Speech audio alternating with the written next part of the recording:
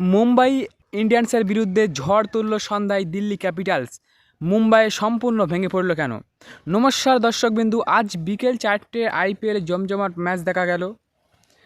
গেমটা শুরু হলো বিকেল 4:30, আর শুরু থেকে শেষ পর্যন্ত পুরোটাই নাটকীয় আর ক্যালকুলেট ক্রিকেটে ভরা।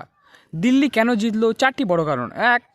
একই ম্যাচে ব্যাটিং বোলিং দুদিকেই দিল্লির দখল। দিল্লির ব্যাটসম্যানরা আজ নামার পর থেকেই পরিষ্কার ছিল, ইন্টেন্ট ক্লিয়ার। পাওয়ার প্লেতে তারা রানের প্রবাহ থামাতে দেয়নি। শামির রিজভি ও ট্রিস্টান স্টাফস কম্বিনেশনে আজ পুরো মুম্বাই বোলিংকে নাড়া দিয়ে দেয়। 40 থেকে 50 রানের দ্রুত স্ট্যান্ডেই ম্যাচের টার্ন সেট হয়ে যায়। শামির রিজভির ইম্প্যাক্ট প্লেয়ার হিসেবে নামেন, সেটা শুধু ইনিংস না, দিল্লির পক্ষে একটা স্টেটমেন্ট। শামির রিজভির খেলাটা শুরুর ওভারগুলোতে শান্ত, পরে হঠাৎ গিয়ে বদলে অগ্রাসী ব্যাটিং। স্পিনারদের বিরুদ্ধে নিখুঁত পিক আউট শট, পেসারদের উপর ব্যাক টু ব্যাক বাউন্ডারি। ম্যাচের মুভমেন্ট পুরোপুরি দিল্লির দিকে টেনে দেয়। দিল্লির বোলাররা জবাব দিয়ে দিল। স্টার্টের মুম্বাই ব্যাটিং দাঁড়াতে পারেনি। টার্গেট তাড়া করতে নামা মুম্বাই শুরুতেই চাপে পড়ে। দিল্লির পেসাররা লেন্থ বদলে স্লোয়ার ব্যবহার করে বাউন্স মিক্স করে মুম্বাইকে আটকে দেয়। মুম্বাই ওপেনাররা গতি পাচ্ছিল না। মিডিল অর্ডারে কেউ ম্যাচে লম্বা খেলতে পারেনি।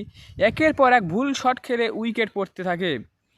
দিল্লির ডিফেন্সিভ লাইন আর পেসার বোলিং, এটাই আসল গেম চেঞ্জার। মুম্বাই কেন হারলো?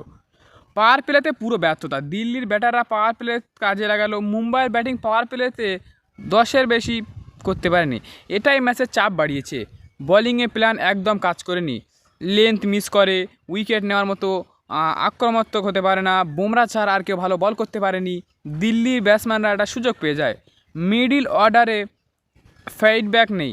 এই জায়গায় মুম্বাই সবচেয়ে বেশি সমস্যায় পড়ে। কেউ ইনিংসে ধরে খেলতে পারেনি, কেউ ম্যাচে শেষ পর্যন্ত টানতে পারেনি। ছোট ছোট উইকেটের ধাক্কায় রান রেট বাড়তে বাড়তে ম্যাচ শেষ হয়ে যায়। সব মিলিয়ে মুম্বাই সবথেকে খারাপ দিন গিয়েছে।